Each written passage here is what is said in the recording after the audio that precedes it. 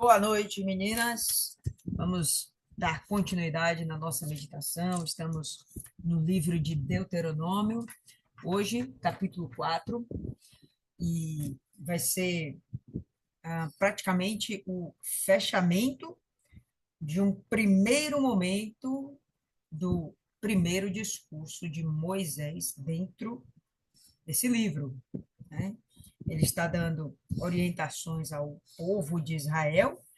E agora ele está trazendo lembranças a esse povo, para que esse povo não desanime na sua confiança em Deus, diante dos novos objetivos, diante dos novos obstáculos que estão por vir. Aí a ideia do lembrar do passado é fortalecer a fé desse povo.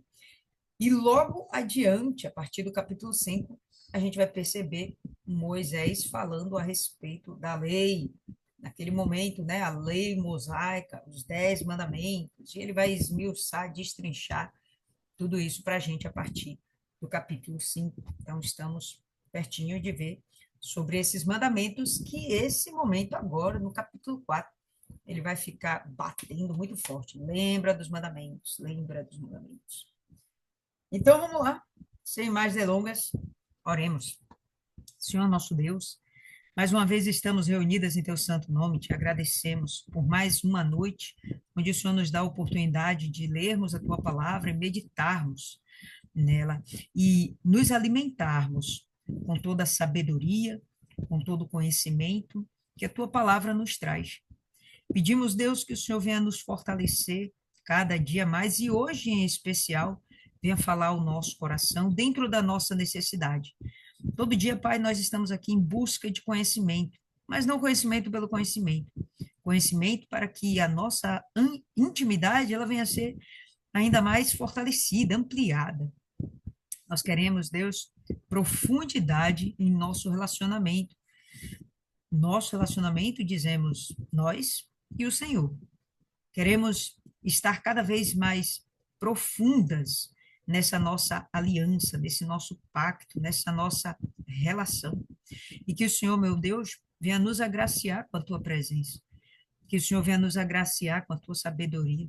Que o Senhor, meu Deus, venha fazer a tua vontade em cada uma de nós e nos aperfeiçoe. Estamos aqui buscando o teu espírito, justamente porque entendemos que se fizermos isso sozinhas, nós estamos perdidas. Certamente a gente não vai andar um palmo para frente e seremos apenas ricas de conhecimento, de letras, mas não necessariamente de espírito, que é o que nós precisamos, e nós entendemos isso. Nos fortaleça, Deus, de modo que nenhuma de nós venha retroceder, venha fraquejar na nossa caminhada. Queremos chegar aos céus e queremos mais. Queremos, junto conosco, levarmos uma multidão de pessoas. Queremos gerar filhos para ti.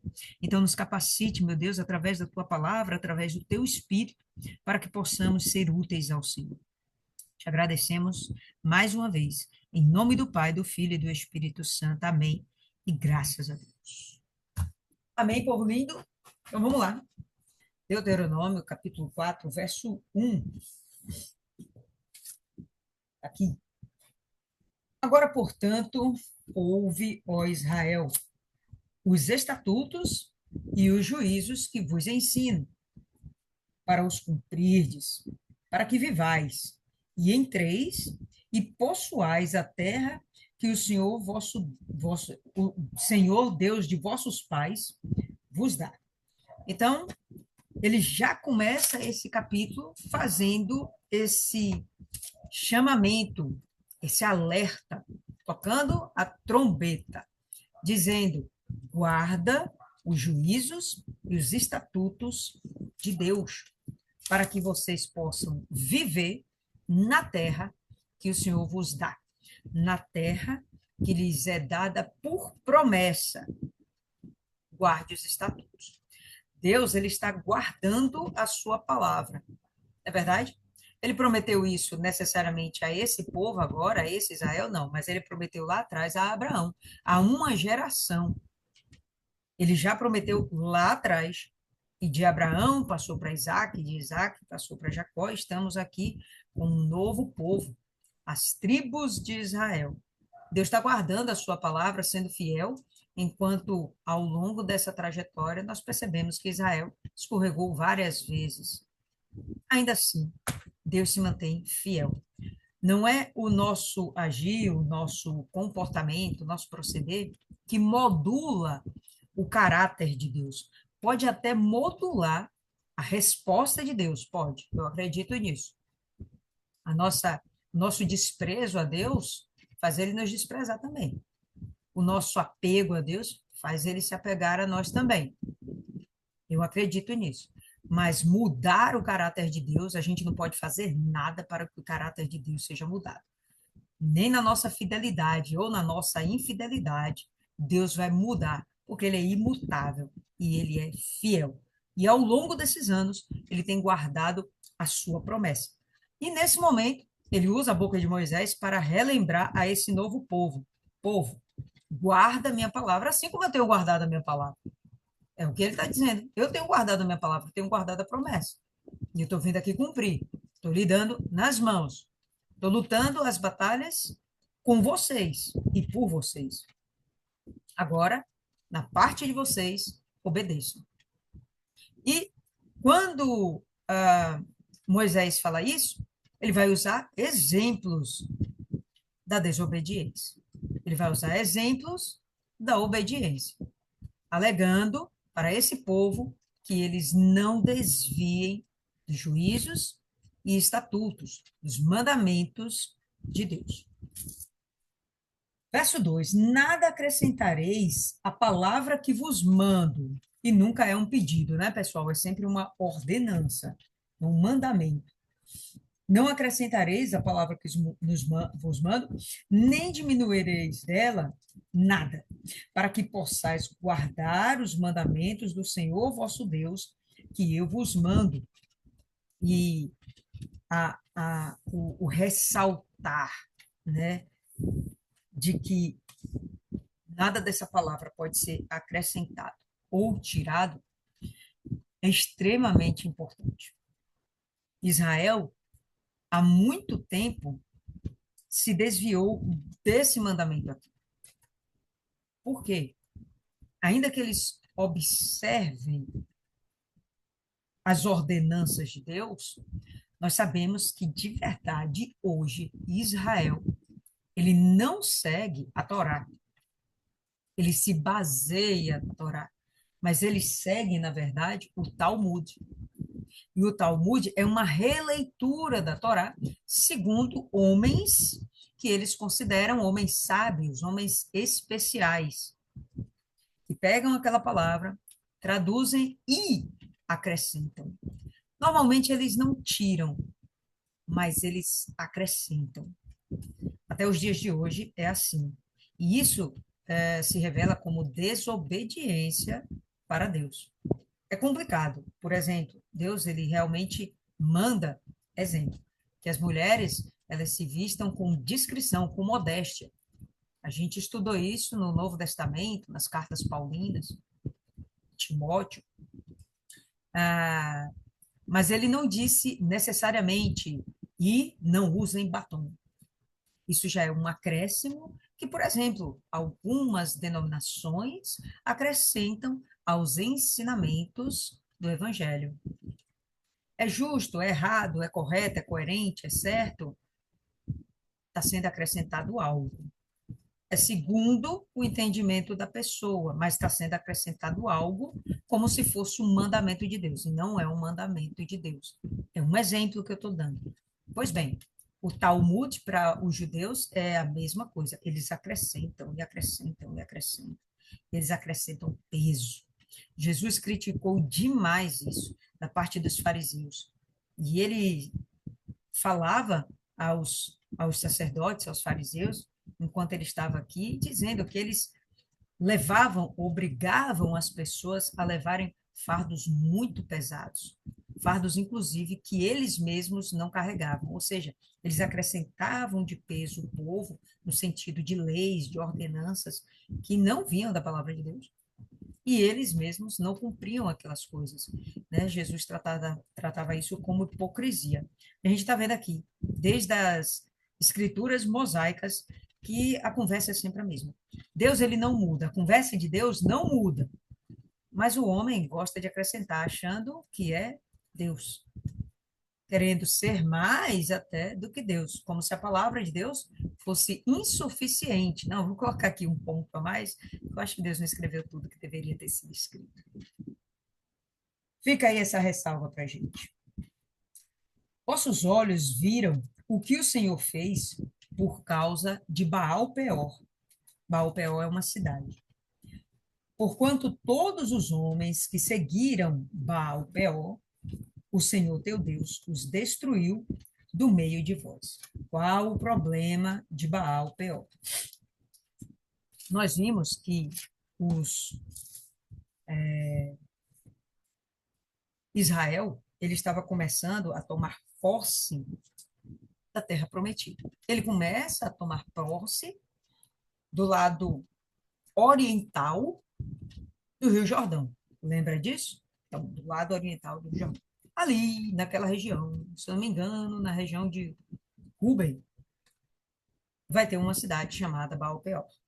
E essa cidade ela era idólatra, como todas as cidades dali da Transjordânia, como todas as cidades cananeias, como todo aquele povo.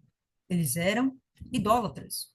Não é à toa que Deus manda extirpar aquele povo daquela terra, da terra prometida. Por quê? Porque eles eram idólatras. E, irremediavelmente, eles não queriam seguir a Deus. Ou eles tinham dentro de si, nas suas intenções, obstinadamente, o conceito de não seguir a outro Deus que não os deuses criados por eles. Ou seja, eles eram tão envolvidos com a idolatria que eles desprezaram completamente o Deus criador de todas as coisas. Eles desprezaram. Então, o próprio Deus chegou, elimina esse povo. E o cuidado era para que Israel não se contaminasse com esse povo. Caramba, de cara, o que acontece? Em um dado momento dessas conquistas, Israel vai lá e se contamina com esse povo. E vale a pena a gente conferir essa passagem. Abra aí em Números, no capítulo 25, é um pouquinho antes aí de onde nós estamos, de Deuteronômio. Números 25, só para a gente ter noção do que aconteceu e como isso realmente deixou Deus muito revoltado. E aqui Deus já vai dando, já vai mostrando nuances do que ele esperava, ou melhor, das consequências, nuances das consequências da desobediência a Deus. Vamos lá, todo mundo abriu? Números 25, verso 1. Israel habitou em Sitim, e o povo começou a se prostituir com as filhas de Moab. O que você entende em se prostituir? Começou a ter julgo desigual. Os israelitas, em princípio, o povo separado de Deus, para ser exemplo e modelo para todos os povos, um povo que adorava um só Deus, agora se misturando com mulheres e sendo levados por elas a adorarem falsos deuses. Não é nem, pessoal, que fossem falsos deuses ou outros deuses. É porque eram criações ainda da mente das pessoas, porque não existem outros deuses. O que existe é Deus. Além de Deus, tudo é criação. Quando a gente tem um conceito de Deus, a gente entende que é alguém, uma mente, uma inteligência que não foi criada. E a nossa mente é tão pequena que a gente não é capaz de pensar isso, porque tudo em nosso redor é criado, inclusive nós mesmos. Fomos gerados de pais que foram gerados de outros pais, e toda a humanidade foi gerada por outros pais, até que chegamos a Adão e Eva, que foram gerados por Deus. Então, na nossa cabeça, né, na nossa mentalidade humana, a gente não consegue compreender como coisas são criadas e seres ou vida é criado, ou melhor, é gerado sem uma criação. Bom, Deus é um conceito que foge disso. Ele não é criado, ele não é gerado, ele simplesmente existe. Lília, como entender isso? Abra a sua mente. Não tem como entender isso se você apenas não abrir a sua mente aceitando que Deus é Deus e ele simplesmente existe. Esse povo cria para si deuses, como se ele pudesse se comunicar com esses deuses que eles criaram, já que eles criaram, né? Eles podem se comunicar com esses deuses. Nunca foi desejo de Deus esse tipo de coisa. A gente vai ver isso em Números 4 ainda. Aqui a gente está vendo as consequências disso. Então vamos continuar, tá? Então, e essas filhas de Moabe convidaram o povo para os sacrifícios de seus deuses. E o povo comeu e se inclinou diante de seus deuses. Adorou esses deuses. Que deuses, se não existem outros deuses além de Deus? Tudo criação de mãos humanas. Por mais que houvessem lá estátuas com as caretas mais horrorosas, não importa, aquilo não era Deus. Por mais que aquilo tenha sido fruto da mente do diabo, interferindo na mente humana, né? Inspirando a mente humana, ainda assim é algo demoníaco e não é Deus, porque até o próprio Satanás é criação de Deus. E lembrando que ele não foi criado como Satanás, foi criado como anjo, e um anjo de excelência. E Israel se uniu a Baal-Peor. E a ira do Senhor se acendeu contra Israel. Isso não ia ficar barato, isso não ia ficar de graça. Era um povo que já conhecia Deus, já conheceu o poder de Deus. Gente, esse povo aqui já saiu do Egito, já viu aqueles milagres todos dentro do Egito, aquelas obras maravilhosas, né, de Deus, as 10 pragas. Então, vê o Mar Vermelho se abrir, vê o suprimento, vê maná, vê isso, vê aquilo, e eles conseguem acreditar que outros deuses vão ser melhores que o Deus que ele já tem. Enfim, se acendeu a ira do Senhor contra Israel. E o Senhor disse a Moisés: toma todos os cabeças do povo, enforca-os. Quem disse isso? Moisés não. O Senhor disse a Moisés: toma todos os cabeças do povo e enforca-os perante o Senhor, diante do sol, para que a ira do Senhor possa se afastar de Israel. E Moisés disse aos juízes de Israel: que cada um mate os seus homens que se juntaram a Baal-Peor. Então, Baal-Peor não é o Deus em si. Tinha o Deus Baal. Baal-Peor era a cidade que estava completamente contaminada com aquela idolatria. Eles eram praticantes dessa idolatria. As mulheres se ofereciam para os homens de Israel, né? Talvez prostitutas cultuais, né? Talvez apenas mulheres que não se davam o devido valor e tinham práticas idólatras. Tá? Não eram necessariamente sacerdotisas do templo de Baal.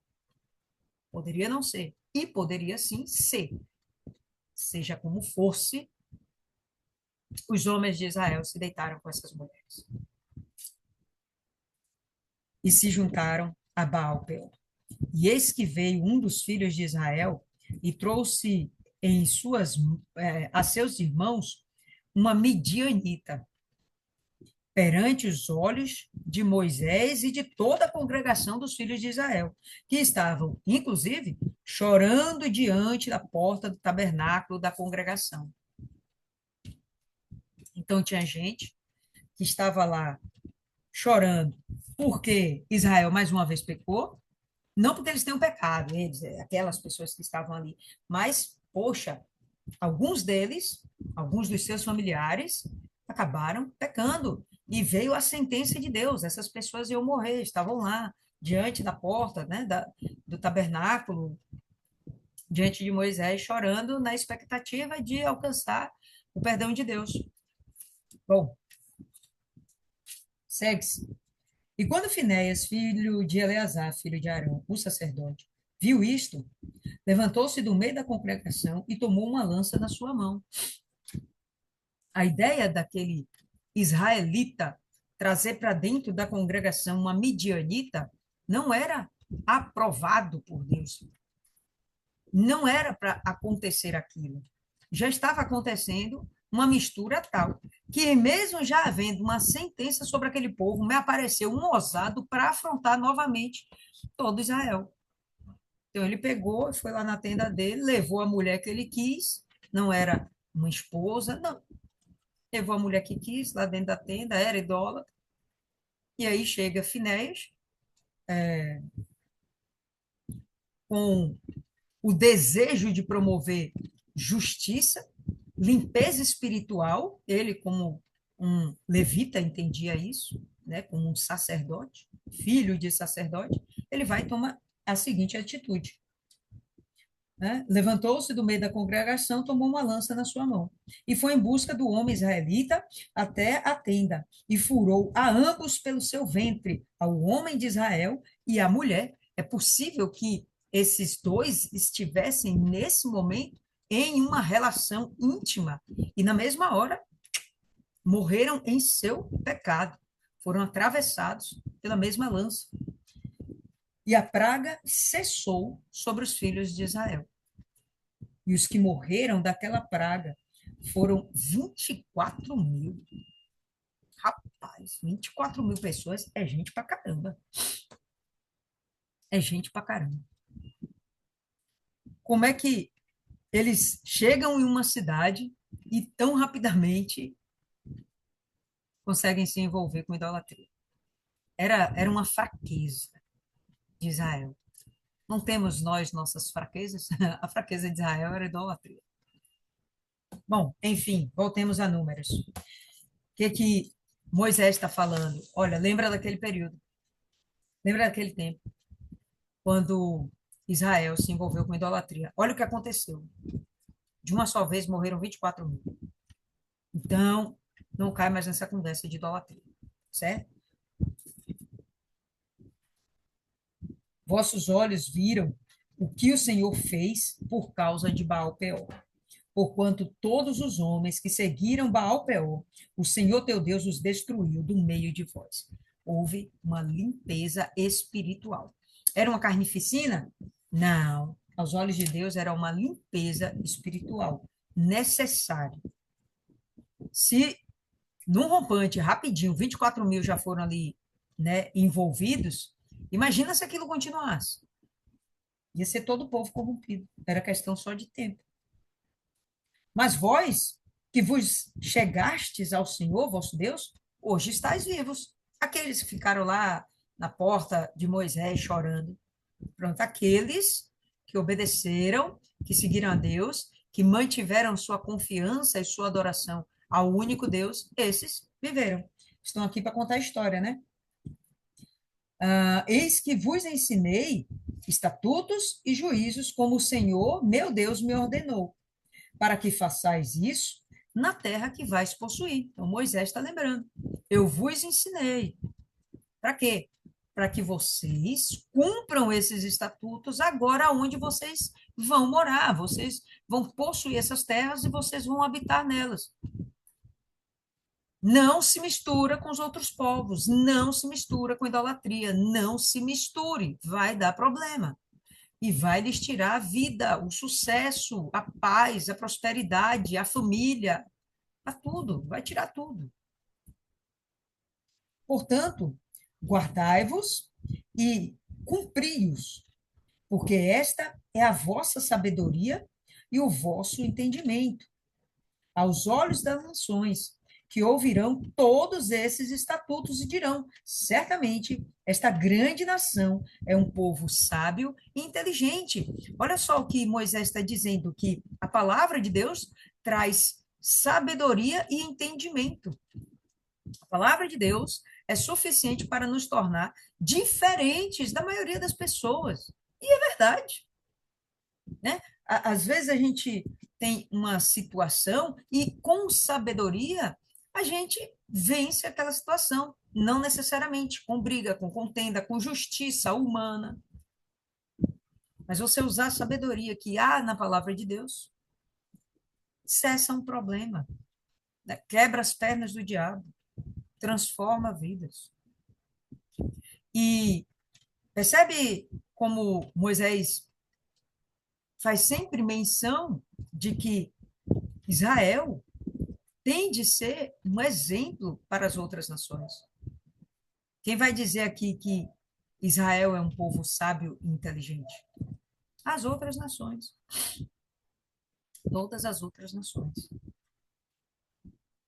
Pois que nação há tão grande que tenha Deus tão próximo como o Senhor nosso Deus, que está em todas as coisas pelas quais o invocamos. Deus está em todas as coisas pelas quais o invocamos. Deus, nós queremos a cura. Deus está na cura. Deus, eu preciso de uma resposta. Deus está na resposta. Deus, preciso da minha família restaurada. Preciso da salvação dos meus filhos. Deus está nisso. Deus está operando nisso. Deus está no milagre. Deus está no sobrenatural, no extraordinário, naquilo que a gente não consegue explicar. Deus está. Que nação há tão grande que tenha Deus tão próximo? Última meditação, eu falei que os cananeus, eles adoravam El, né? Tinha lá o Deus El. Depois eles substituíram pelo filho de El, Baal, influenciados pelos amorreus. Mas El era um Deus distante. Tão distante, que ele abriu espaço para concorrência, para o seu filho Baal. Deus era, o Deus El, o Deus deles, era tão distante que eles precisavam de um outro Deus para resolver os problemas deles. Diferente do nosso Deus, diferente do Deus de Israel. Não nos abandona só segundo, onipresente, onisciente, onipotente, pode todas as coisas e está atento à nossa oração. Nossa distância até Deus é a distância de uma oração, de uma palavra. Lembro que recentemente passou um testemunho na igreja, acredito que vocês devem ter assistido também, de uma mulher lá que foi pega pelo tráfico e tal, estava tomando borrada, não sei o quê, ia morrer, né? Iam colocar no micro-ondas, ela ia morrer. Mas no caminho, na trajetória, ela não teve nem coragem, ela não teve nem disposição, ela não teve nem estrutura, forças para fazer uma oração. Ela só falou: Deus, me perdoa. Só isso, me perdoa. Acabou. Olha que oração imensa. Acabou. Só foi isso. Olha a distância de nós para o nosso Deus. Um Deus realmente muito próximo. Um Deus que busca relacionamento, diferente dos outros deuses. Nosso Deus busca relacionamento. Ele quer intimidade.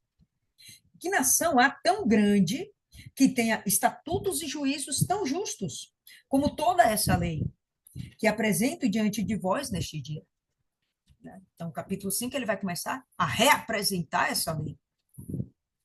Ele vai voltar a falar sobre todas as leis, os 10 mandamentos e mais as outras 603 leis que existem ao redor de todos os mandamentos para Israel. Ele vai lembrar tudo isso de novo. Que nação há que tem leis tão justas? Praticamente hoje todas as nações, elas seguem as leis, suas leis morais, suas leis éticas, as leis criminais. Elas são judiciais, são leis baseadas nos princípios judaicos cristãos. Não é à toa. E aqui a gente vê por quê. Olha a exaltação de Moisés dizendo: que nação há que tem estatutos tão perfeitos como a gente? Tão perfeitos. Lei perfeita, lei justa. Somente cuida-te a ti mesmo e mantenha a tua alma diligentemente, com atenção, com foco, com precisão, para que não te esqueças das coisas que os teus olhos viram, A lembrança do passado é bacana para nos trazer o temor de não voltarmos a sofrer as coisas que vivemos no passado. Então, nós tivemos aqui as nossas inclinações, nossos pecados de estimação, tivemos fizemos aquelas coisas que Deus abominava e que nos afastava de Deus, mas era o tempo da ignorância. O tempo da ignorância, se a gente praticava essas coisas. Hoje não temos mais ignorância, nós temos conhecimento e entendimento. A gente sabe que o pecado nos afasta de Deus, então acabou, eu não vou mais praticar o pecado. Por quê? Porque eu não quero sofrer também, mas especialmente porque eu não quero ficar longe de Deus. Não quero ficar longe de Deus. Então, vou cuidar de mim. Cuida de ti mesmo. Mantém a tua alma diligentemente. Cuida da tua alma diligentemente, para que não te esqueça das coisas que os seus olhos viram, e para que não se afastem do teu coração todos os dias da tua vida. Mas ensina-as a teus filhos, aos filhos dos teus filhos. Ensina todas essas coisas, até as suas lembranças ruins. Fale isso, ensine isso como exemplo. Pô, meu filho, minha filha, olha, no passado, fumei, bebi, me droguei, me prostituí, fui para o carnaval, fiz, aconteci. Olha, eu só sofri. Essas lembranças devem ser transmitidas para as novas gerações, juntamente com os mandamentos de Deus. Só a nossa experiência também, não, inútil, né? Mas isso baseado nos mandamentos de Deus. E isso deve ser ensinado. Sendo ensinado, vai gerar vida em todo aquele que ouvir e obedecer, claro. Especialmente no dia em que estiveste diante do Senhor teu Deus em Horebe. Lembra aquele momento que estava em Horebe? Não, você não lembra porque você não estava lá, eu também não, mas a palavra de Deus fala sobre isso. No dia em que eles receberam lá no monte as palavras de Deus, Moisés subiu e recebeu os mandamentos e todo o monte Horebe fumegava, todo o monte, como ele descreve.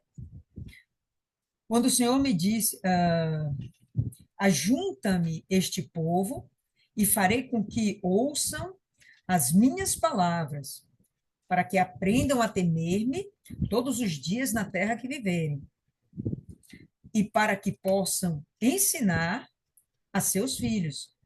E viestes e ficastes ao pé do monte, e o monte ardeu em fogo até o meio dos céus. Como aquela região era desértica, isso aqui deve ter sido uma visão que não era para sair da cabeça nunca, jamais, de ninguém que a viu. Era uma imagem que marcava a vida de quem visse.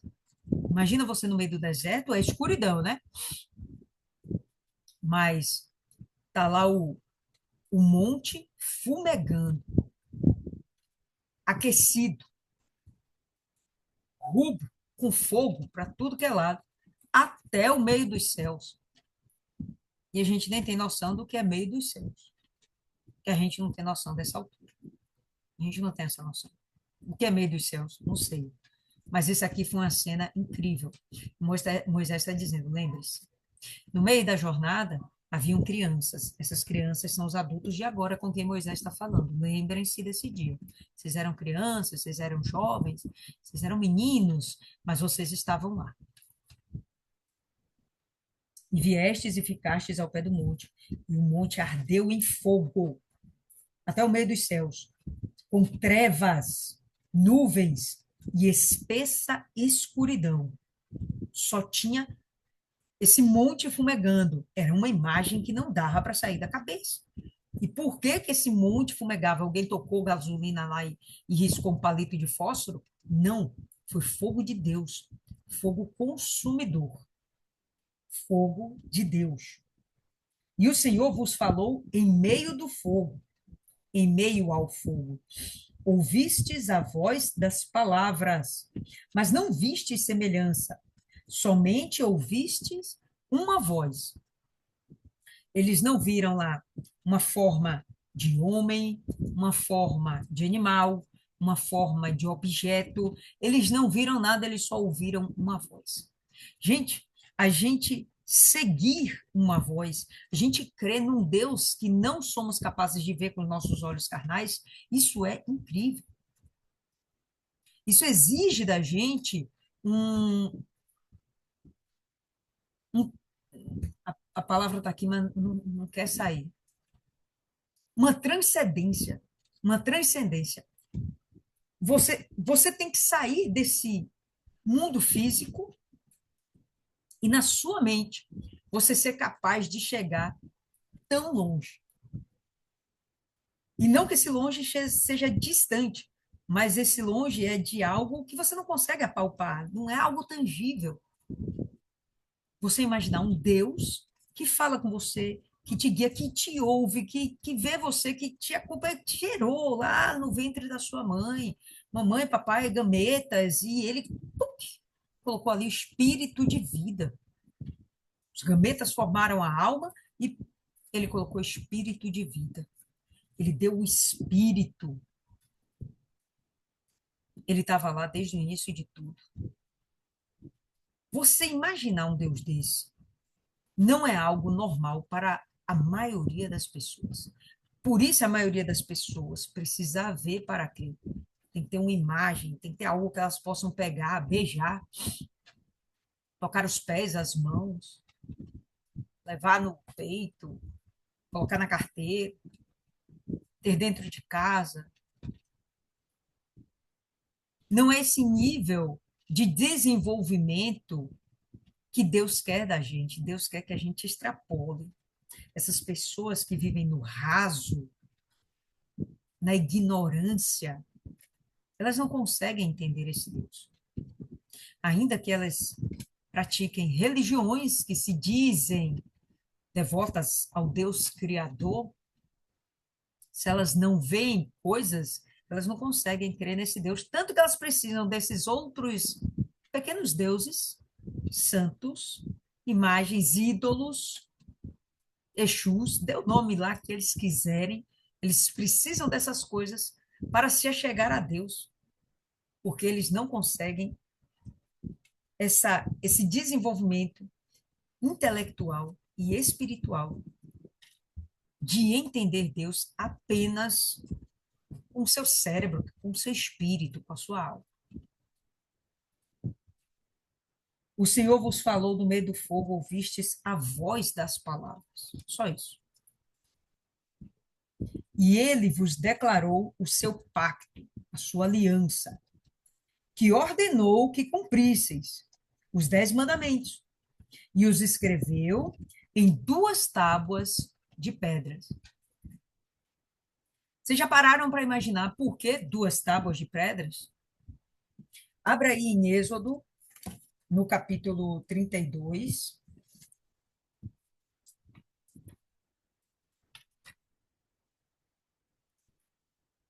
Êxodo aí para trás, né? Capítulo 32, no verso 15. E Moisés se virou e desceu do monte. E as 2 tábuas do testemunho estavam em sua mão. As 2 tábuas estavam escritas de ambos os lados. De um lado e de outro lado estavam escritas. E as tábuas eram a obra de Deus. E a escrita era a escrita de Deus, gravada nas tábuas. Por que 2? Alguém saberia me responder por que 2? Alguém já parou para pensar a respeito? Normalmente aparece para a gente como? De um lado, 5 mandamentos, na outra tábua, mais 5 mandamentos. Não é assim? Não é assim. As 2 tábuas, elas tinham o mesmo conteúdo. Quando você vai lá e aluga uma casa, você faz um contrato, o contrato é de 2 vias, correto? Uma via fica com o locador, uma via fica com o locatário. Ambas assinadas por ambos que estão fechando um acordo. A depender da situação, tem que reconhecer firma, fazer aquilo ter valor jurídico. Não é assim? O que Deus fez foi justamente um pacto onde havia dois acordos iguais, teor. Um pacto em duas vias, melhor dizendo, de iguais teor.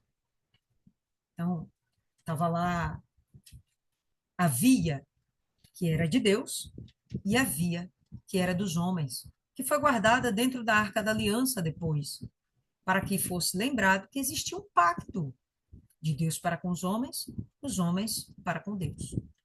Assim como nós fazemos nossos pactos, tem que ter o contrato, duas vias, por isso existia também duas tábuas. Não porque em cada uma existia uma parte da inscrição, da escritura.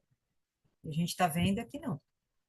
Aqui, em uma tábua, foi escrito frente e verso os 10 mandamentos. Pode ter sido 5 na frente, 5 no verso, duas na frente, o resto no verso. Isso aí, irrelevante. Mas o certo é que havia duas tábuas para que ficasse na memória. Olha, você também está assinando isso aqui. Não precisava assinatura, bastava a palavra, né? Para eles não precisava assinatura. Hoje que a gente tem isso, mas bastava a palavra. Então, está aqui, minha via, sua via. Deu para entender? Então, volta aí para o texto. Volta para Deuteronômio 4, verso 14.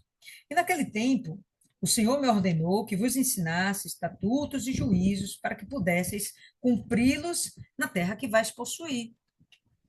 Nós temos um pacto, é o que está escrito no verso 13. Ele vos declarou o seu pacto. Nós temos um pacto com Deus. Se a gente fizer a nossa parte, Deus tem que honrar a parte dele. E não é porque ele tem que honrar a parte dele, é porque ele é fiel e ele não muda, então ele honra a parte dele. Não é porque ele tem, é porque ele é imutável e fiel e não mente. A gente é diferente, mas Deus não. Naquele tempo, o Senhor me ordenou que vos ensinasse estatutos e juízos para que pudesseis cumpri-los na terra que vais possuir. Em que momento isso aconteceu? No meio do deserto. Mas não era um deserto que eles iam habitar, não era um deserto a casa de Israel. Tinha um lugar certo. Mas quando eles chegassem nesse lugar, eles tinham que agir, se comportar de acordo com essa palavra, de acordo com esses mandamentos, esses juízos, esses estatutos, uma lei perfeita que nenhuma nação tinha. E que ia esfregar na cara das outras nações: olha, como meu Deus é perfeito e justo. Tudo que vocês querem, eu já tenho, eu já sei, e eu posso lhes oferecer também. É só crer nesse Deus. Vou te ensinar como fazer. Israel não era assim, né? Israel não evangelizava. Israel ficava para si. Mas não era para ser assim. Portanto, cuidai-vos a vós mesmos, pois não vistes modo semelhante no dia em que o Senhor vos falou em Horebe, do meio do fogo. Depois que vocês viram aquilo, vocês nunca mais viram nada parecido, nada igual ou nada que chegasse aos pés daquela visão maravilhosa. Vocês não viram nada. Às vezes a gente está, eu tenho certeza que todo mundo aqui já viveu essa experiência, né? Vai para o interior, não tem energia elétrica, acende uma fogueira, e naquele breu fica aquela fogueira acesa, aquecendo, esquentando a gente, né? E como se diz, aplacando as trevas. Quando a gente quer enxergar alguma coisa, aquele fogo aqui ilumina, inclusive afasta animais, serpentes ou qualquer outro bicho lá, né? Porque o fogo assusta esses animais. É um lugar onde estaríamos protegidos, perto da fogueira. É uma coisa bacana, bonita. E, poxa, imagina um monte em fogo. Imagina um monte em fogo no meio do deserto. Vocês nunca viram uma imagem semelhante àquela. Para que não vos corrompais e vos façais imagem de escultura semelhante a qualquer figura, semelhança de macho ou de fêmea. Então, cuidem de guardar os meus estatutos, Porque vocês não viram imagens. Vocês não viram nada quando vocês viram Deus. Ou melhor, quando vocês ouviram Deus, vocês não viram nada além do fogo. Então não façam para si imagens, idolatria. Aquilo que aconteceu em Baal-Peor. Moisés está falando pela boca de Deus, sendo usado pelo Espírito Santo. Moisés está dizendo: não faz a mesma coisa de novo. Não faça nenhuma imagem sequer, semelhança de macho ou de fêmea, semelhança de algum animal que haja na terra, semelhança de alguma ave que voa nos céus, semelhança de algum animal que rasteja sobre a terra, semelhança de algum peixe que esteja nas águas debaixo da terra. E não levantes os teus olhos aos céus, e quando vires o sol e a lua e as estrelas e todo o exército dos céus, sejas impelido a adorá-los e sirva aqueles que o Senhor teu Deus distribuiu a todas as nações debaixo de todos os céus. Então, os céus, as estrelas, né? As coisas lindas que nós vemos da criação de Deus, Deus deu para toda a humanidade. Isso não é Deus. Isso é criação de Deus. E diga-se de passagem, tudo isso foi criado para sua glória, para sua própria, para o seu deleite. Nós também usufruímos disso, mas não foi criado para nós, foi criado para Ele. Inclusive, nós fomos criados para Ele também. Então, quando a gente vê isso aqui, a gente já lembra logo de um monte de imagens que fizeram parte ou fazem parte da cultura do ambiente onde nós estamos inseridos. Na nosso estado, nossa cidade, um povo altamente idólatra. Você anda ali na praia, no calçadão de Vilas, você passa por algumas barracas de praia e tá lá, né? Seres, metade mulher, metade peixe. Tem lugares que você passa, tem um monte de fitinhas famosas aqui na Bahia, né? Idolatria. Você anda mais um pouquinho, você vê uma carranca. Idolatria. E por aí vai. Nós estamos inseridos num ambiente altamente idólatra.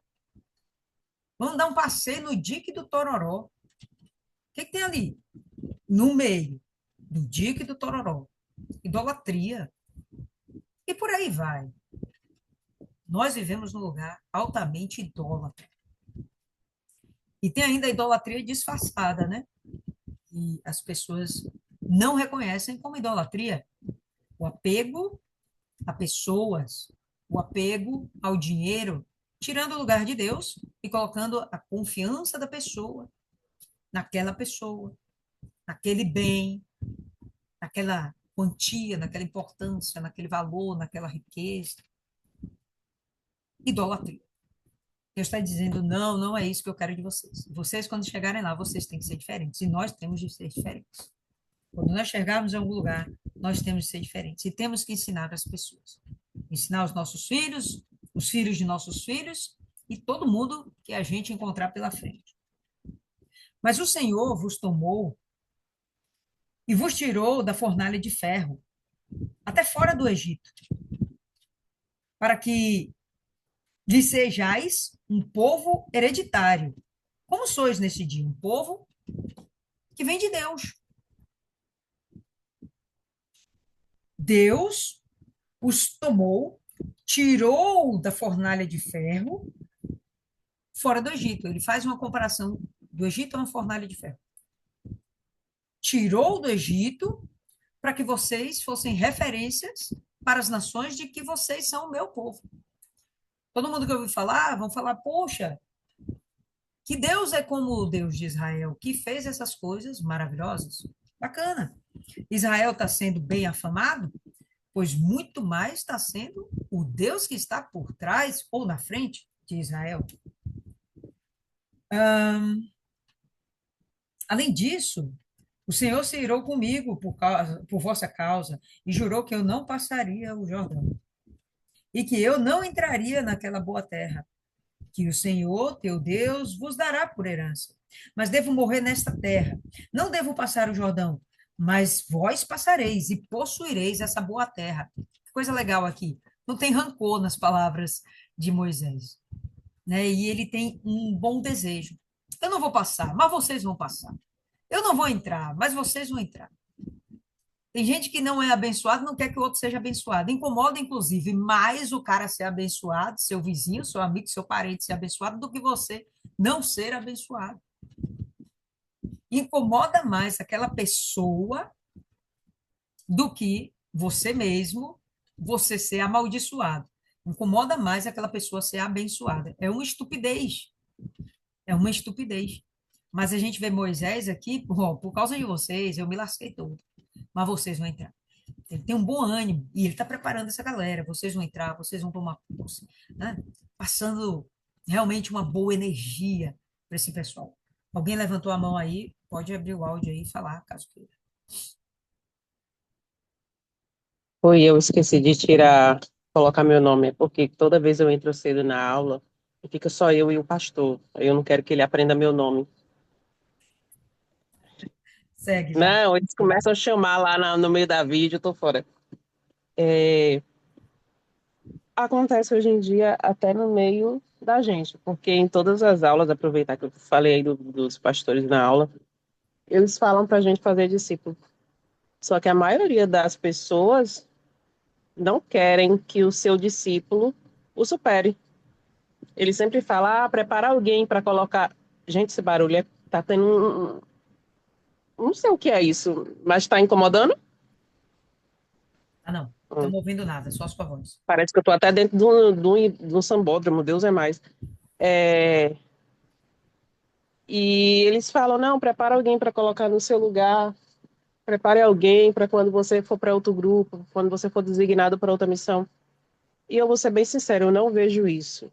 Eu não vejo isso. As pessoas meio que têm medo de ser. Na minha cabeça só pode ser medo de que o discípulo supere e não ensina o que sabe. Só que, assim, aquele trabalho é da pessoa. Eu vou ser sempre grata. Eu sou reflexo de quem me discipulou.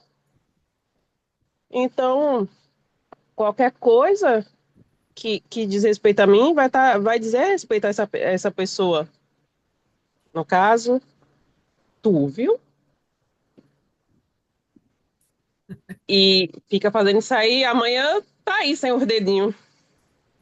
É, e Deus e Moisés, pelo menos eu vejo aqui em Moisés que ele não tá triste e nem tá com rancor, ele tá feliz, porque valeu a pena cada joelho no chão, cada vez que ele teve que se humilhar para Deus em prol desse povo, porque a missão dele está sendo concluída. Diferente de Elias, que não fez o que tinha que fazer, ele fez. Ele foi lá, ele deu o melhor dele, ele suplicou por aquele povo, ele sentiu a dor daquele povo, ele sentiu a dor de Deus. E ele está vendo que o trabalho chegou ao fim. E no peito dele é aquela sensação de missão cumprida. Eu fui separado para isso e está aqui o fruto do meu trabalho, deu certo. Teve lá os percalços, teve confusão, mas a minha missão está sendo cumprida. Deus ele separou esse povo para ser espelho, deu todas as condições para ele ser espelho, para eles serem espelho, e eles escolheram serem reflexo. E eles podiam ser o exemplo, mas eles preferiram seguir o exemplo. E ainda assim, Moisés ele não ficou irritado, porque ele sabia que a parte dele era ele fez e o restante, as consequências, era a pessoa e Deus. Cada um teve a mesma oportunidade de ser salvo, de se achegarem a Deus, mas os que morreram no meio do caminho morreram por opção. E não foi falta de oração, não foi falta de nada. Foi o livre-arbítrio, que foi a pior coisa que Deus nos deu. Pelo menos se eu lhe pudesse tirar o meu, eu ficaria muito feliz. Se tirasse, a gente ia ser robô. Pare com isso. Pois bem, então ele está discipulando perfeitamente, colocado aí por Maiana. Ele está discipulando um novo povo. ensinando e dizendo, vocês vão ter que ensinar seus filhos, os filhos de seus filhos e por aí vai, certo? Além disso, ou melhor, vamos passar para cima. Cuidai-vos para que não vos esqueçais do pacto do Senhor vosso Deus, que tem feito convosco, e fazer-lhe alguma imagem de escultura, ou a semelhança de alguma coisa que o Senhor vosso Deus vos proibiu. Tenha o cuidado. Quando ele fala aqui, cuidai-vos, em algumas versões fala guardai-vos, é de você não fazer aquilo. Não faça. Ponto. Porque o Senhor teu Deus é um fogo consumidor. Ele vai ser um fogo purificador, ele vai ser um fogo consumidor, consumidor para aquele que não quer se submeter a ele. O fogo consumidor é um fogo destruidor. Diferente daquele que do fogo que edifica, do fogo que purifica, que limpa. Esse daí, ele é com aquele que é dele. Limpa, toca fogo também, toca fogo. Mas é para limpar, é para purificar. Consumir aquilo que aquela pessoa não deveria ter, não deve ter, para produzir santificação. Mas para quem não quer se submeter, ele é fogo consumidor. Gente, a gente acabou de ver aqui, uma tacada só, foram 24 mil, sem pena. Vocês viram o que Deus falou? Pega os cabeças, enforca.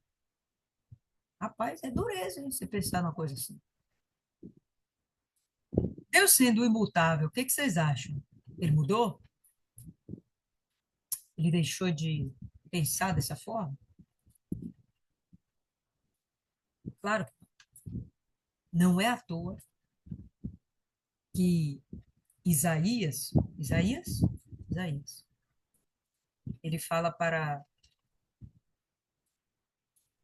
quando formos evangelizar, nós temos de falar do dia do Senhor, do dia da vingança do Senhor e do ano aceitável do Senhor.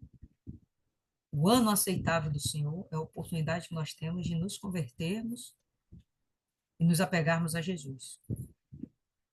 O dia da vingança do Senhor vai ser um dia que as pessoas vão ser mortas.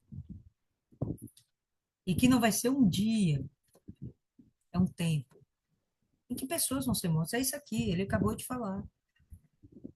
Vai lá e enforca. Os outros, os levitas, os pastores, foi lá e ó, transpassou com a espada aquele que estava em pecado. Deus mudou? Não mudou. Não mudou. Nada. Só que agora ele está usando uma determinada estratégia. Se não funcionar para determinadas pessoas, o que vai funcionar é isso aqui. Eliminação, morte, mata todo mundo. E vai vir Jesus para fazer esse trabalho. Um cetro de ferro. O que que você entende que é cetro de ferro? Não é um cetro de ouro, é um cetro de ferro. Vai ser uma justiça no prumo. Não tem para onde você fugir. É certo, é errado, é errado. O que passou disso tem consequência. E vai ter cadáveres e montes sangrando de cadáveres. Está escrito em Isaías. Deus mudou? Existe o dia da vingança do nosso Deus. E nós temos de alertar as pessoas a respeito disso. Mas vamos lá, que esse capítulo é bem grande e a gente não chegou nem na metade. Porque Deus, o Senhor teu Deus, é um fogo consumidor e um Deus zeloso. Quando gerardes filhos e filhos de filhos, e vos tiverdes permanecido longo tempo na terra, e vos corromperdes, e fizerdes alguma imagem de escultura, ou semelhança de alguma coisa, e fizerdes mal aos olhos do Senhor vosso Deus, para provocá-lo a ira, Neste dia, eu invoco o céu e a terra como testemunhas contra vós. Porque nesse momento em que Moisés está preparando esse povo, quem está ali de testemunha, além do próprio Israel? A criação de Deus, os céus e a terra serão testemunhas de que foram ensinados a respeito da verdade. Moisés vai estar isento de culpa. Sangue nenhum vai poder ser cobrado da cabeça dele. Ele fez a parte dele. Nesse dia eu invoco o céu e a terra como testemunha contra vós, para que logo pereçais completamente da terra que passastes o Jordão para possuí-la. Não prolongareis vossos dias sobre ela, mas sereis completamente destruídos. Se vocês passarem do Jordão, se vocês tomarem posse da terra prometida e se envolverem com idolatria, pois bem, vocês vão ser completamente destruídos. E isso não vai ser demorado, isso vai acontecer rápido. E o Senhor vos dispersará entre as nações, e restareis poucos em número entre os pagãos, para onde o Senhor vos conduzirá. Lembra aqui que nós já estudamos a respeito do cativeiro da Síria, do cativeiro babilônico. Estamos vendo aqui Deus já anunciando algo que poderia ocorrer. Era obrigatório que ocorresse? Não era obrigatório que ocorresse. Deus está fazendo de tudo para que isso não sobrevenha a essa nação. Como? Ensinando. Não bota o dedo na tomada. Tu vai lá e bota o dedo na tomada, vai tomar choque. Se você for lá e enfiar o dedo na tomada, estou isento de culpa. O problema foi seu, agora aguente as consequências. E ali servireis a deuses, obra das mãos dos homens, de madeira, de pedra, que não veem, nem ouvem, nem comem, nem cheiram. Mas se dali buscardes o Senhor teu Deus, tu encontrarás. Se o buscardes com todo o teu coração e com toda a tua alma. Isso aconteceu no cativeiro da Babilônia, eles começaram a buscar o Senhor. Quando isso aconteceu, chegou-se o tempo do fim do cativeiro da Babilônia, eles foram livres, né?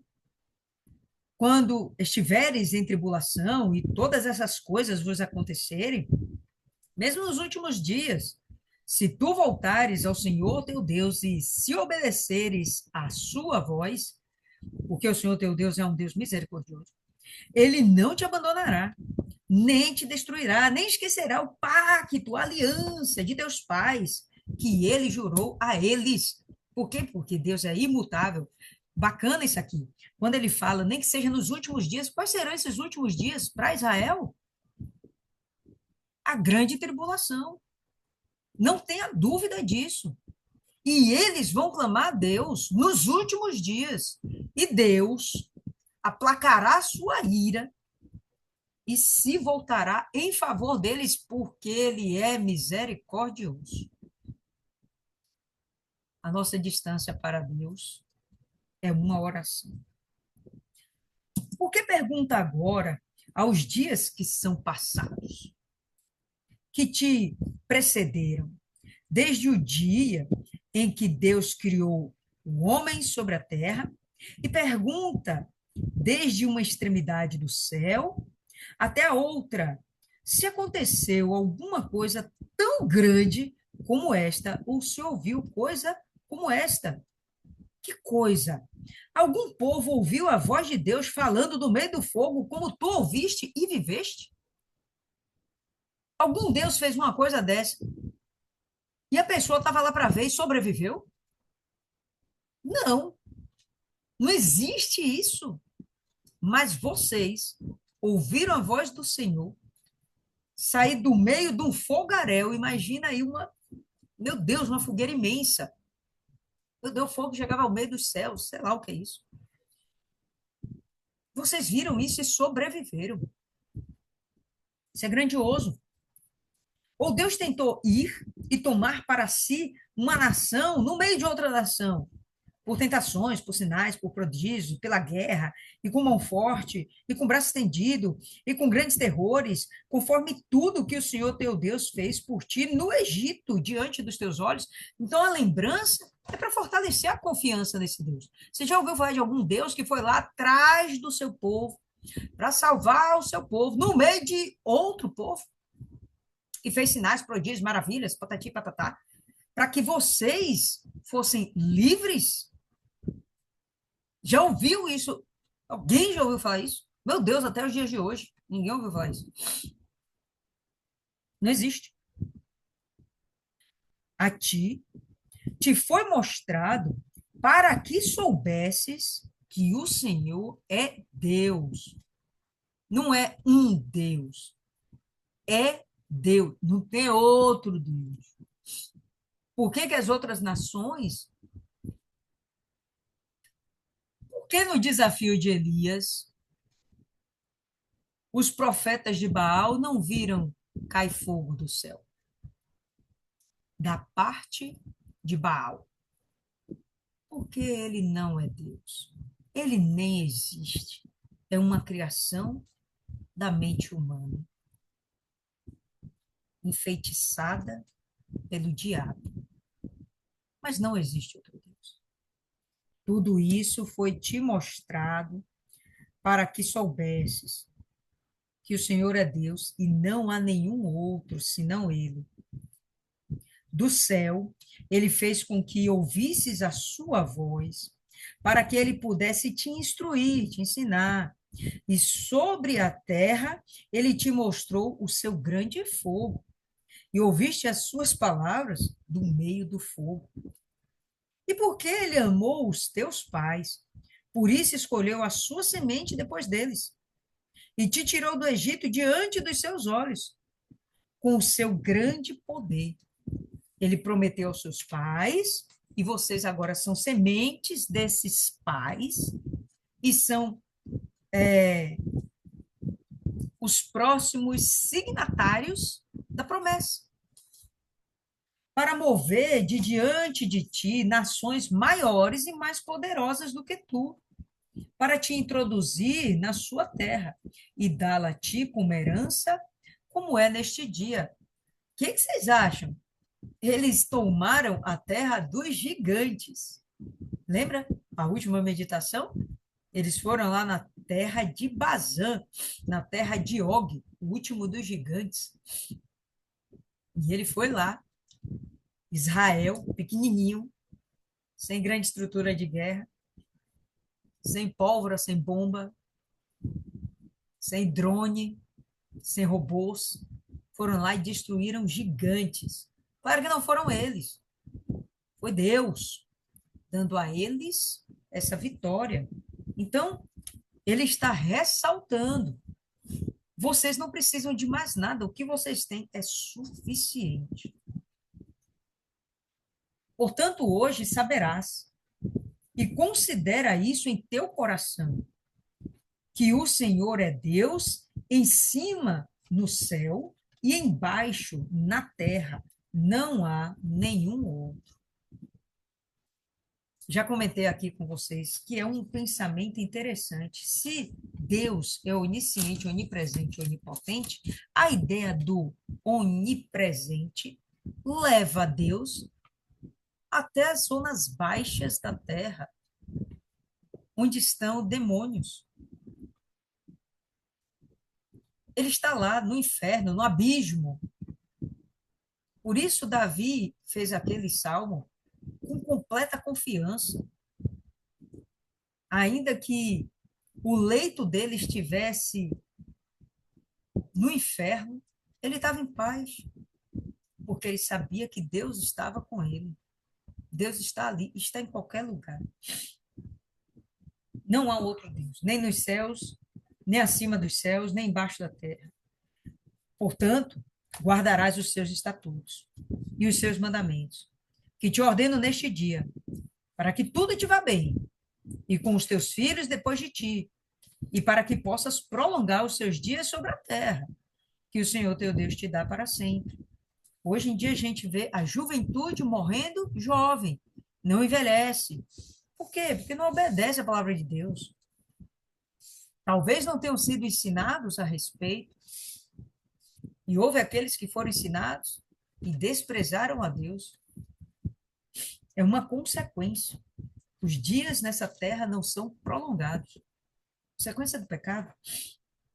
Então Moisés separou 3 cidades deste lado do Jordão, voltadas para o nascente, para que pudesse fugir para lá o homicida que matasse o seu próximo involuntariamente, a quem não odiasse em tempos passados e para que, fugindo a uma dessas cidades, pudesse viver. Interessante, aqui a gente está entrando num outro tema, parece que ele dá uma quebrada no discurso, e ele fala, olha, todo aquele que não obedecer os mandamentos de Deus vão sofrer consequências, tá? Inclusive, vão morrer antes do tempo. Mas existem homicidas que eles vão precisar de um pouco de calma, de misericórdia, para que seja feita justiça sobre eles. Que homicidas são esses? Homicidas que não tiveram a intenção de matar. Se Isa estivesse aqui, ela poderia falar até melhor a respeito disso.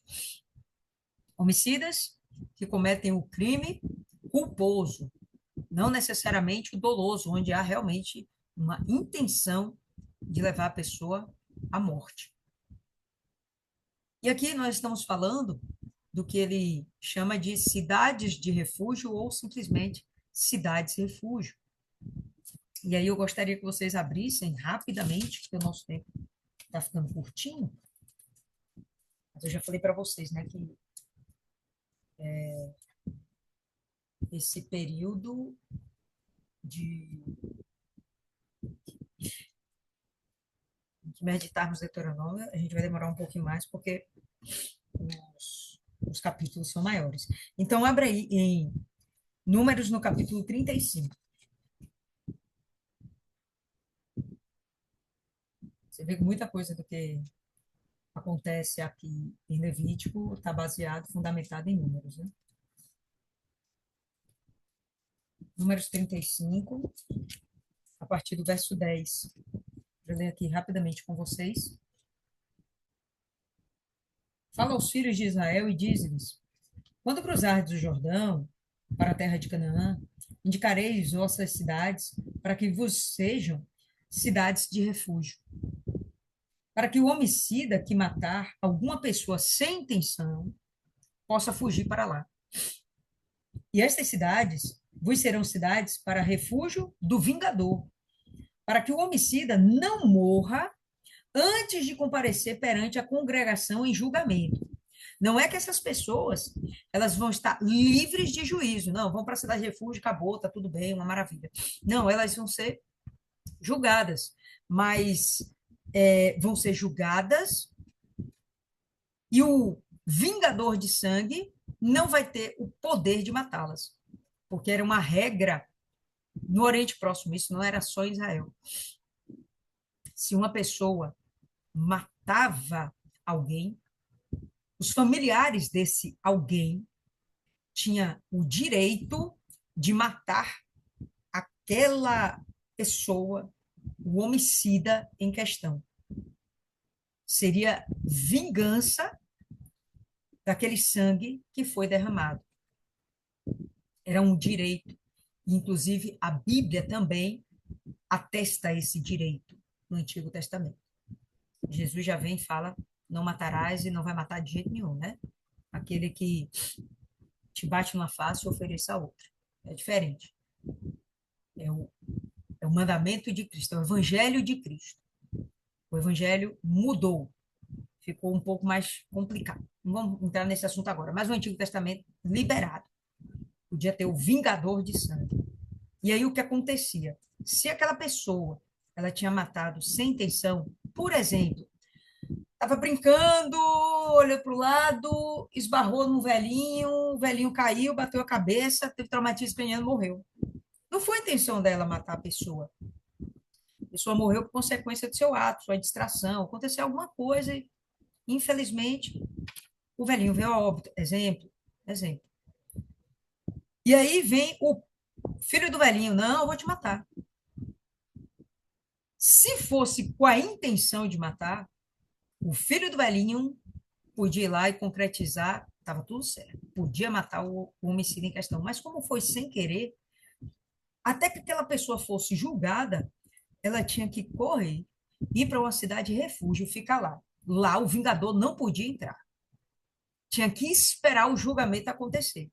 Quem é que executaria esse julgamento? Os anciãos da terra em que ele estava, da cidade onde o homicida sem intenção, não estou dizendo sem culpa, e a palavra não fala que é sem culpa, fala que é sem intenção. Né? O homicida sem intenção, ele morava na cidade A, se refugiava na cidade B. Os anciãos da cidade A que iam averiguar o que foi, como é que foi, não, vamos julgar. Considerou ele inocente, ele vai continuar lá na cidade de refúgio. Até quando? Até quando o sumo sacerdote morrer. Quando o sumo sacerdote morrer, ele pode chegar e voltar para sua cidade ou qualquer outra cidade e viver sua vida normalmente. Não pode mais ser vingado. Ele não pode ser mais vingado. Agora, se ele foi considerado inocente, está na cidade de refúgio, mas está perambulando pelo lado de fora, se o vingador achar ele dando sopa, o vingador tem o direito de matar. Está liberado também. O cara tem que ficar lá, dentro da cidade de refúgio. Quem aqui já crucificou Jesus sem intenção? Todas nós, né?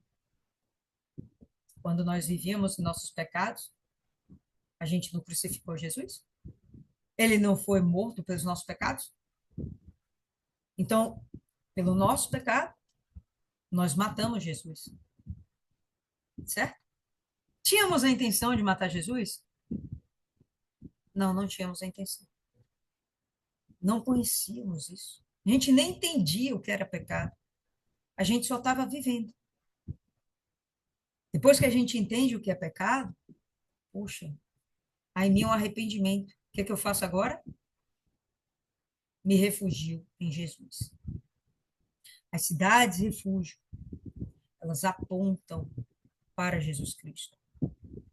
Era um lugar onde as pessoas que não tinham a intenção de matar Jesus ficavam ali até que viesse o momento do juízo, até que o sumo sacerdote morresse.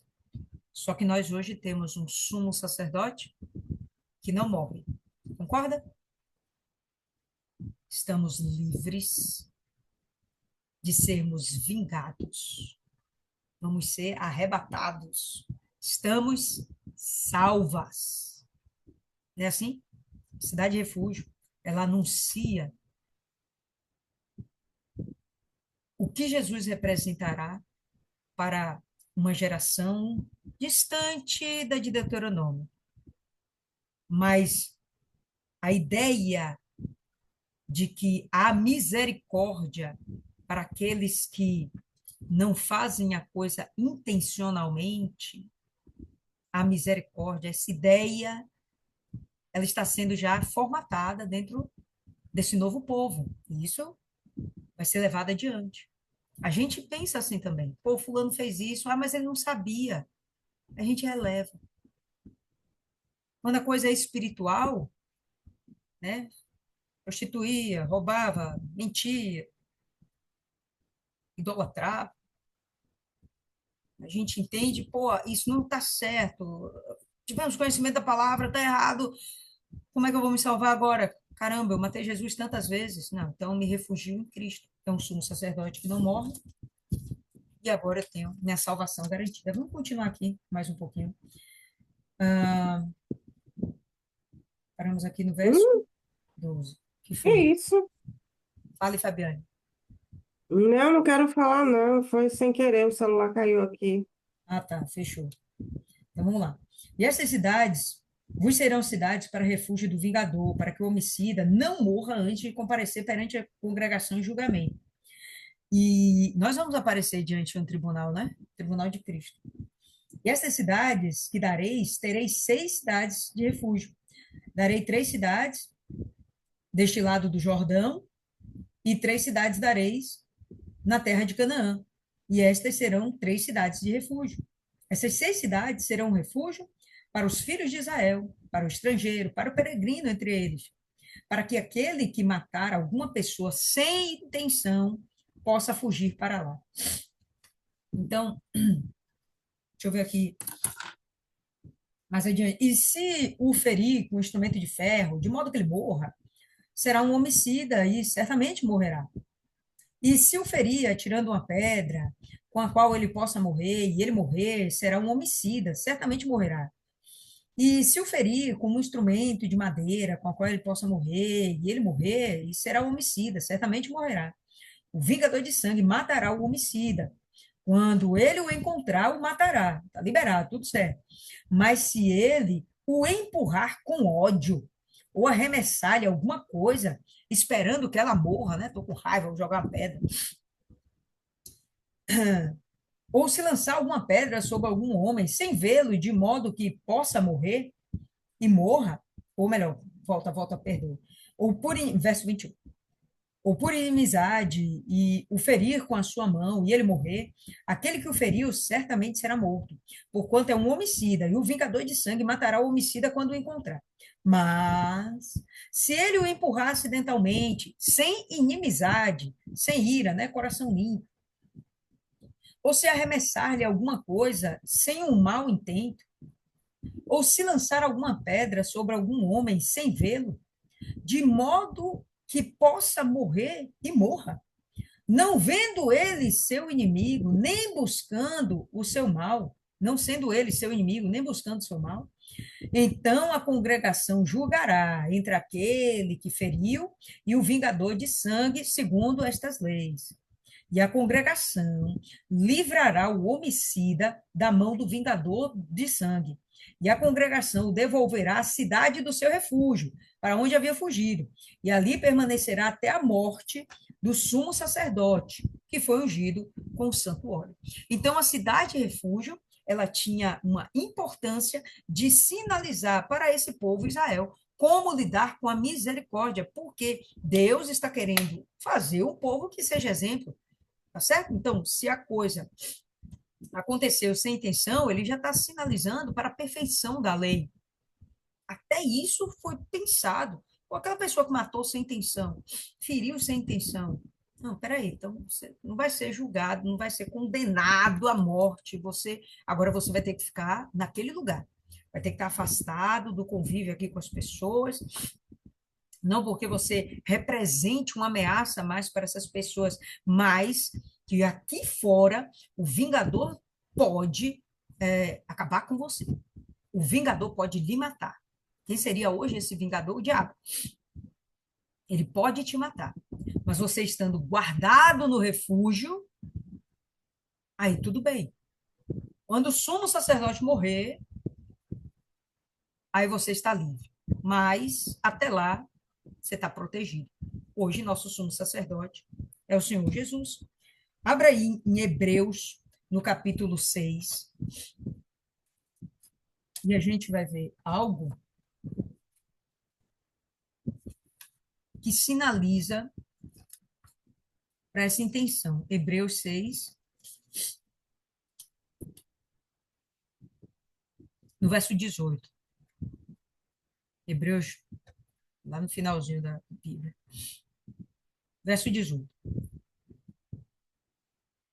Vamos começar no 17 só para fazer mais sentido. E assim Deus, desejando mostrar mais abundantemente aos herdeiros da promessa a imutabilidade do seu conselho ou da sua promessa, como possa estar escrita aí na sua versão, confirmou com juramento, para que através de duas coisas imutáveis, que coisas são essas? O juramento e a promessa, são imutáveis, nas quais é impossível que Deus minta, porque Deus não é mentiroso, pudéssemos ter uma poderosa consolação. Nós que procuramos refúgio na esperança colocada diante de nós. Qual a esperança colocada diante de nós? Cristo Jesus.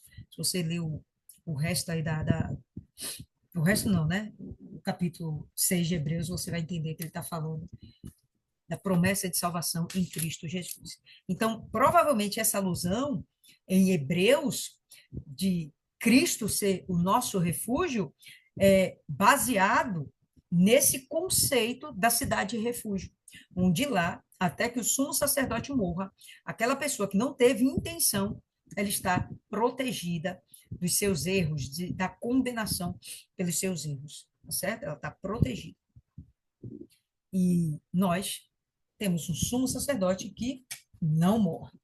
Então, vamos lá. Volta aí para Deuteronômio. Então Moisés separou 3 cidades que estavam do lado do Jordão, voltadas para o nascente, para que pudesse fugir para lá o homicida que matasse seu próximo involuntariamente, não tinha intenção. A quem não odiasse em tempos passados, né? Tinha que ficar claro que realmente não havia nenhuma intenção, não tinha inimizade, não tinha um rancor, uma ira, uma raiva, uma mágoa. E para que, fugindo a uma dessas cidades, pudesse viver, a saber, Bezer, no deserto, na planície dos Rubenitas, Ramote, em Gileade, dos Gaditas, e Golã, em Bazã, dos Manassitas.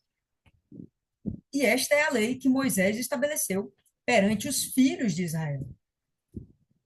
Estes são os testemunhos e os estatutos e juízos que Moisés falou aos filhos de Israel, depois que saíram do Egito, deste lado do Jordão, no vale diante de Bet-peor, na cidade de Sion, rei dos amorreus, que habitava em Esbom, a quem Moisés e os seus filhos de Israel, e os filhos de Israel, feriram depois que saíram do Egito e possuíram a sua terra e a terra de Og, rei de Bazã, dos 2 reis dos amorreus, que estavam deste lado do Jordão para o nascente, de Jaroé, e está à beira do ribeiro de Arnon, até o Monte Sião, que é o Hermon, e toda a planície deste lado do Jordão, para o leste, até o mar da planície, sobre as nascentes de Pisga. Pisga, o monte mais alto ali da região, de onde, inclusive, Moisés teve a visão da cidade prometida, da terra prometida. Deixa eu ver aqui rapidão, pessoal. Peraí.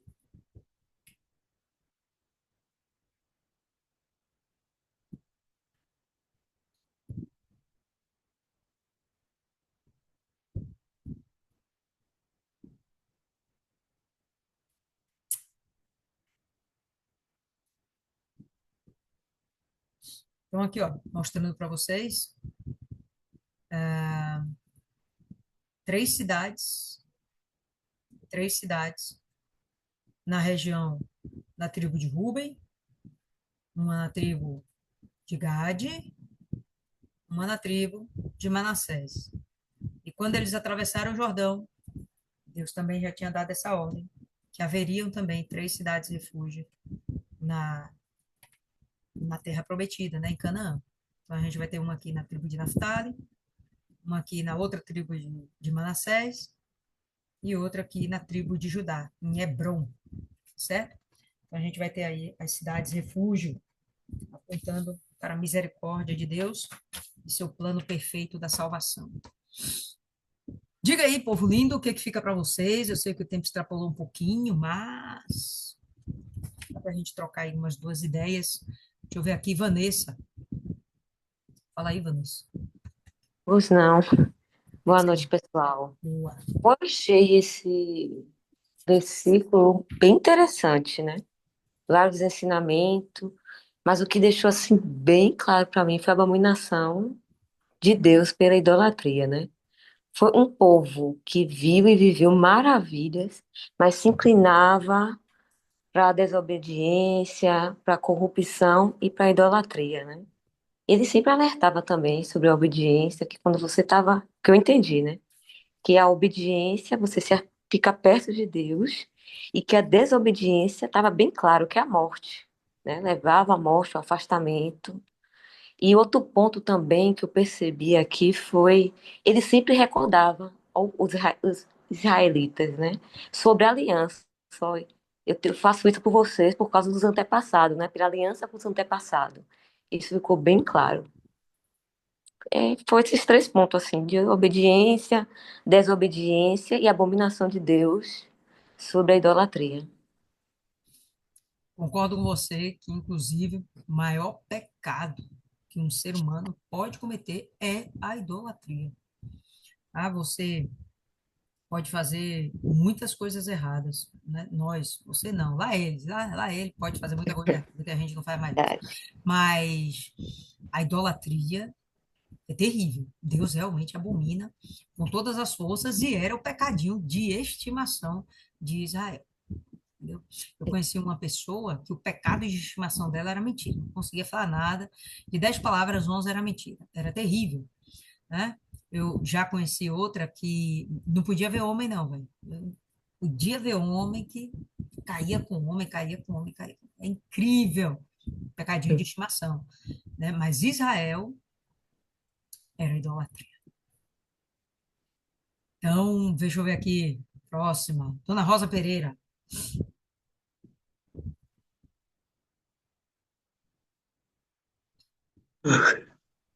Boa noite, pessoal. Bom, eu achei esse capítulo aí muito rico, né? Ele nos trouxe muito ensinamento, né? De como Deus ele procede, né? E o quanto ele que nos ama e é misericordioso conosco, porque é tanta nesse capítulo ele fala muito sobre obediência.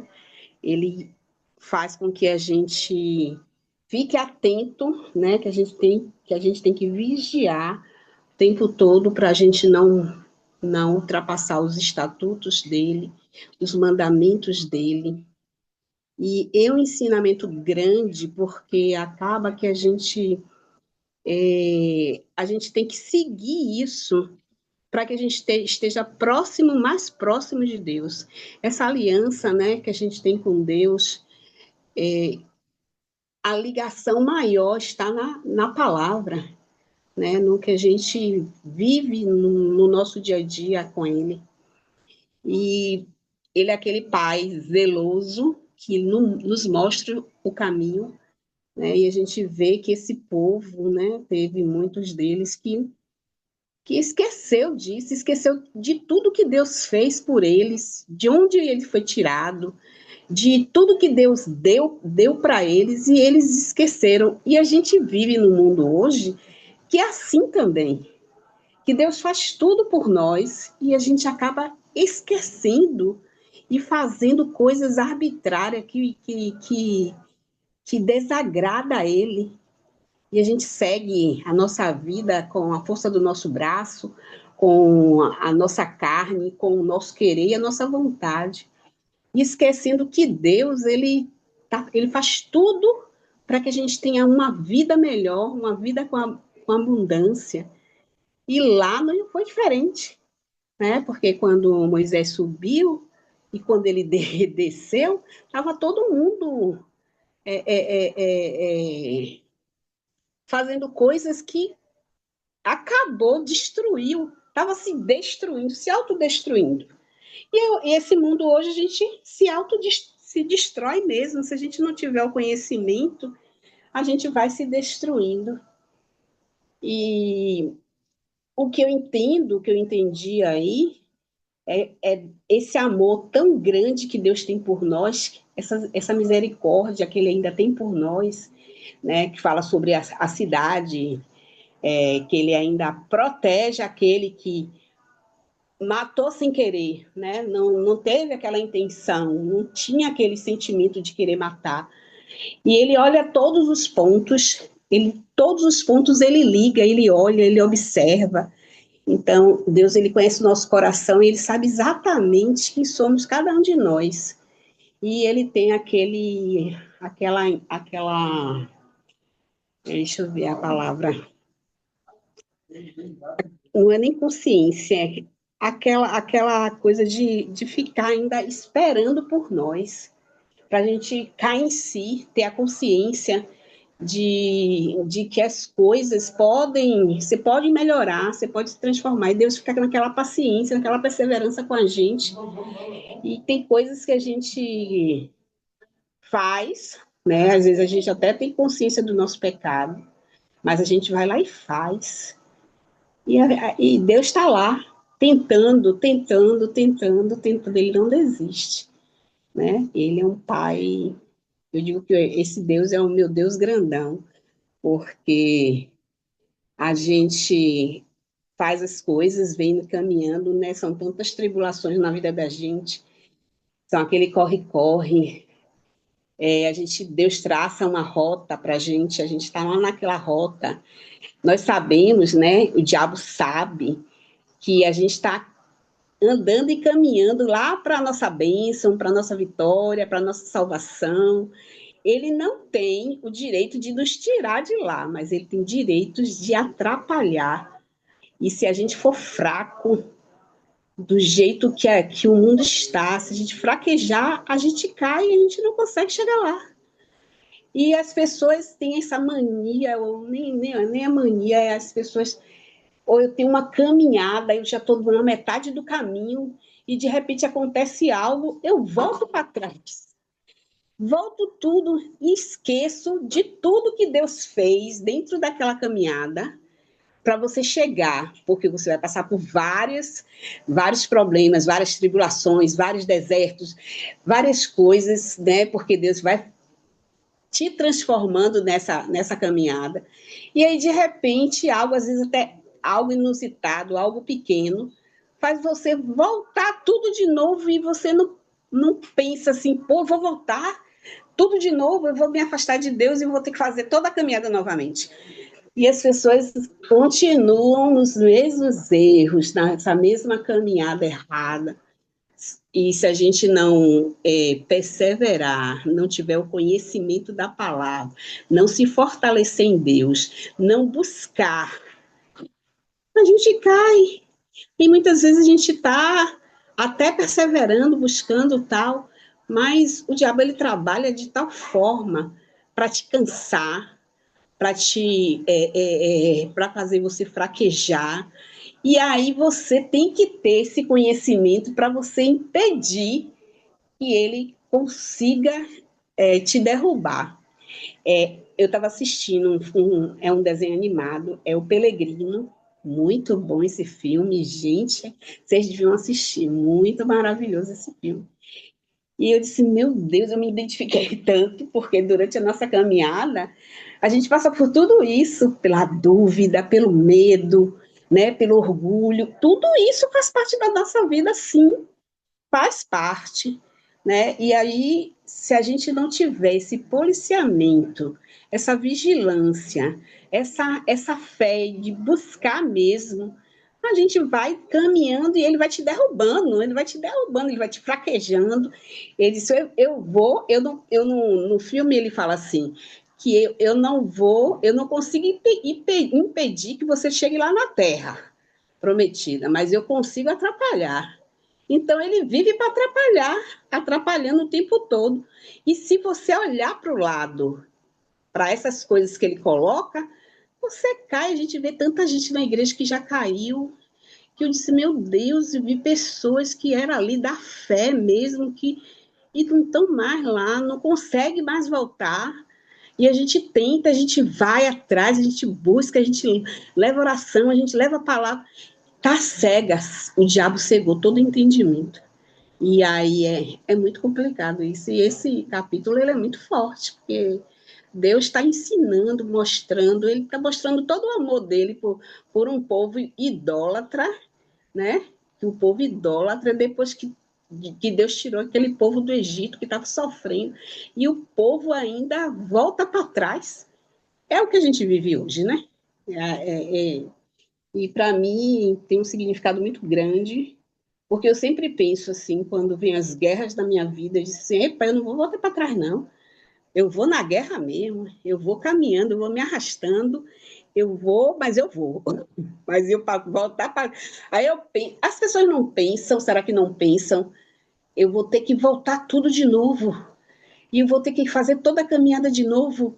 parece que esquece, apaga tudo da mente e não, não aguento mais não, eu estou orando, estou buscando, não acontece nada, não, desisto. E aí depois cai lá se destrói todo, se acaba todo, está lá no fundo do poço, tem que voltar tudo de novo. Eu disse, meu Deus, é muito, é muito forte isso. O meu entendimento foi esse. É muita burrice. Dona Ana, se a senhora quiser acrescentar alguma coisa, dona Ana, acrescente. Caso contrário, faz a oração final, por favor.